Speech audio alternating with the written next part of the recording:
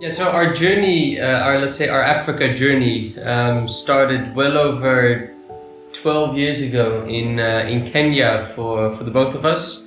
That's where I think the Africa bug, it implanted itself in us. A very nice parasite to have on you, I think. I spent 6 months in South Africa, where I spent some time in a conservation team as a wildlife volunteer, and she joined me for about a month there as well. Back there. Very lucky. This was in 2014. I think from there on we decided to go on a sort of mini overlanding trip. So we rented an overlander vehicle with a rooftop tent, the fridge, and we didn't really know anything about it. So we loved Africa, but it was a whole new experience. And also these countries are massive, so you need time as well. 3 weeks or 4 weeks Namibia, Botswana, it's nice, definitely, for a trip. But there's so much more out there. When we had these, let's say, holidays, we decided at some point to perhaps move to either Cape Town or Nairobi for a few years and work there and live there. But then Corona came, so that put our plans a bit on hold, unfortunately. At some point we just decided, look, it's not going away now, so if we want to go and do it, we just let's travel. And so we decided on end of July last year to start our trip, which gave us more or less about 11 months. And definitely, if you're going for such a long trip and if you can afford it, buy a truck instead of renting. It's just so much more expensive. And also you can really make it your own. And you'll get that personal affection. It almost becomes like a pet or your home that you have to say goodbye to, which is, it's kind of sad. Definitely shed a few tears, I think, at the end. And that's not easy. I mean, as a foreigner, it's hard to buy a vehicle in for example, South Africa, which is what we did. We had a huge help from Paul, obviously, and yourself, Joe. Otherwise it would have been tricky, to say the least. Well, it was quite tricky doing it in Mozambique. Also, we were in Mozambique at the time, so we, some friends said we were crazy buying a truck you haven't seen, you haven't driven, through a guy you haven't met, you spoke to in South Africa. They said you're nuts doing that. But that's, I think, one of the lessons learned as well from such a trip. You need to trust people, and you can. Not everyone, but most people are very, very trustworthy. Paul found us a great car and we had it outfitted, and I think it was exciting and a little nerve-wracking from Mozambique in the middle of nowhere, but it was great. And then seeing the vehicle for the first time, we were so happy, and now it's our baby. He's called Willie, and we still miss him. Yeah.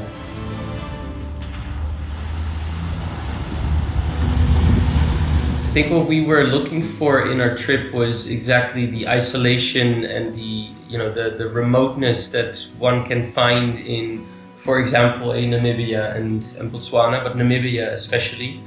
But then, you do come across certain situations where, if you're not prepared, things can go wrong, right? And I think you have to be especially mindful of, it's just the two of you in this little vehicle where anything can happen. And I was, not worried, but I was thinking about it before our trip. Like, it's going to be such a small space to live in with just the two of you for days, maybe.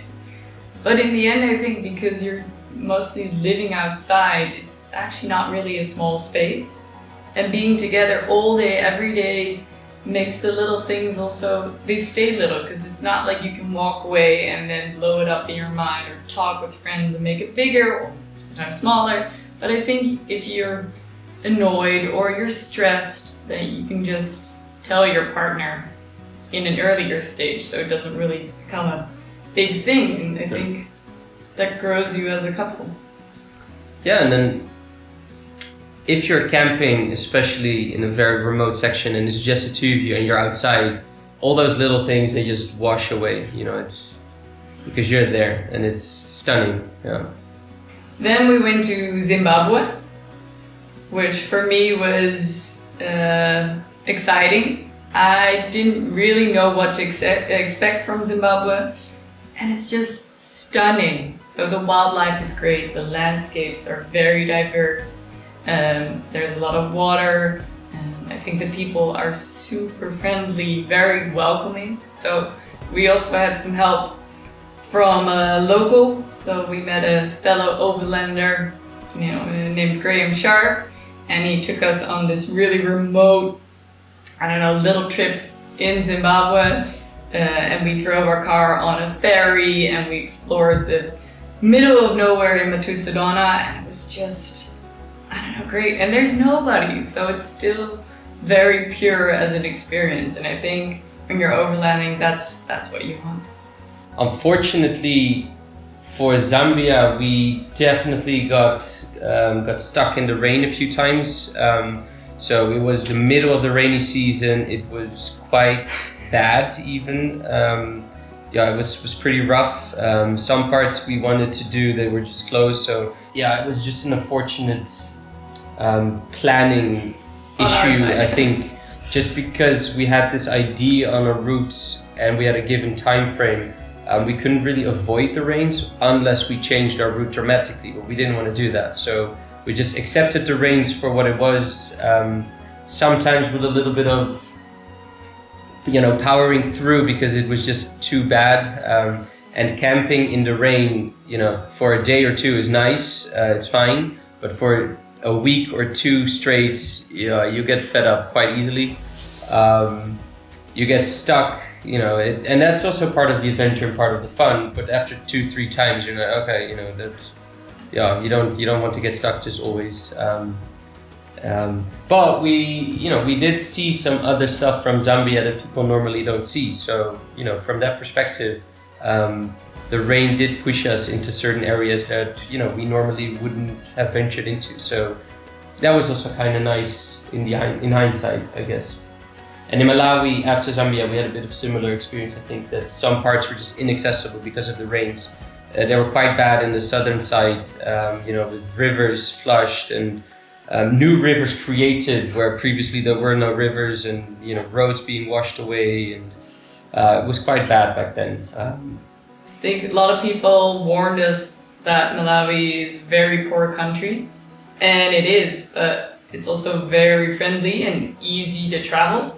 So I think they're just very experienced with having a lot of low budget travelers, which is nice. So people don't think it's funny or weird if you do strange things and just walk everywhere. And I think it's a very diverse country with a big lake and quite a lot of hills. So it's really nice seeing that, actually. And then we went to Tanzania. We drove up. I think then we went to, what was the national park? Ruaha, which surprised us, which was very beautiful. But on the way back, we got into some car trouble. So our rooftop rack, because of the vibrations, was like torn at 3 places. And then we drove out of the park and it was torn in 4 places. So we had to get it fixed like very quickly. But I think this is Africa, so we called a guy who knew a guy and they fixed it within a day, and I think it's going to be stuck on there forever now.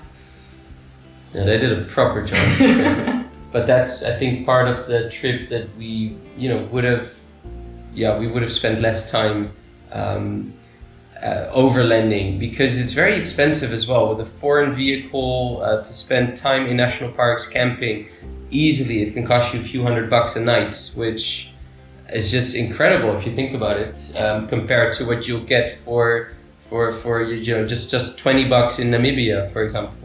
So, you know, there's a budget for everyone, and you can definitely do cheaper travel in Tanzania. So we're not saying that you can't do it, but if you want to spend time in the national parks, yeah, you have to pay. So that's, yeah, it was beautiful, but that was part of the trip that we would have done differently. So we would have spent more time in Rwanda, for example, and Uganda especially, which is where we went after, which is also one of the fixed itineraries that we had because of the gorilla permits, which was very, very special. It costs, it's expensive, yes, but truly one of a kind. In terms of wildlife experiences, it's very, very special.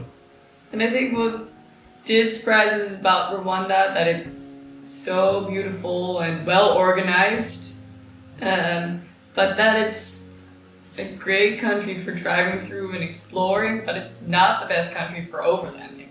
So they have a lot of campsites, but not campsites for vehicles.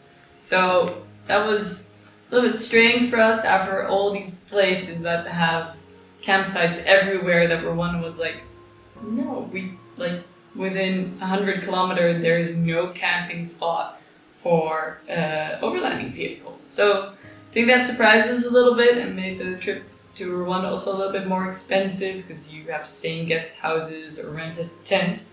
But I don't know, makes every country different, I guess.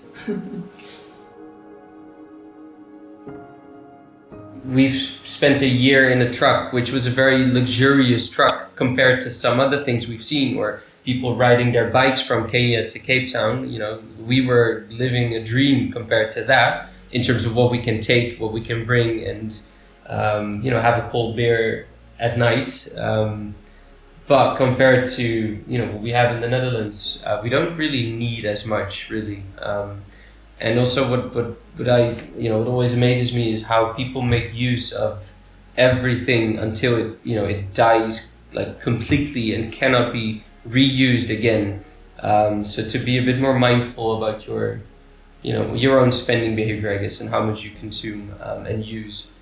And I think it's good, if you go on a trip, you just take a step back. So look at things from a new perspective. So for me, it wasn't personal, but I'm thinking of changing my career, just because I wasn't unhappy in my former career, but I thought about it and I didn't want to spend as much time doing something I wasn't really happy about.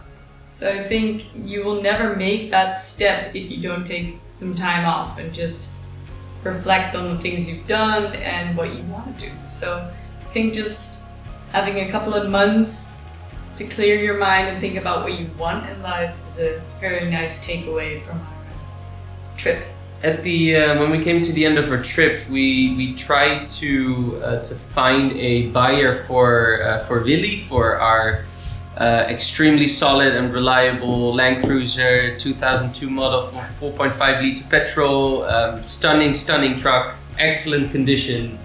But we've also had some thoughts about, what if we can't find a buyer in the next 6 months, for example. Maybe we'll keep it a little bit longer, and who knows, maybe we'll make a nice little trip out of it next time, because there are definitely a few countries that we still want to go to. Yeah, we're not done with Africa yet. Thank you so much for joining us on our journey, sharing our films and following us. And if you would like to see more, please click on the link below, and we'd love you to contribute through Patreon.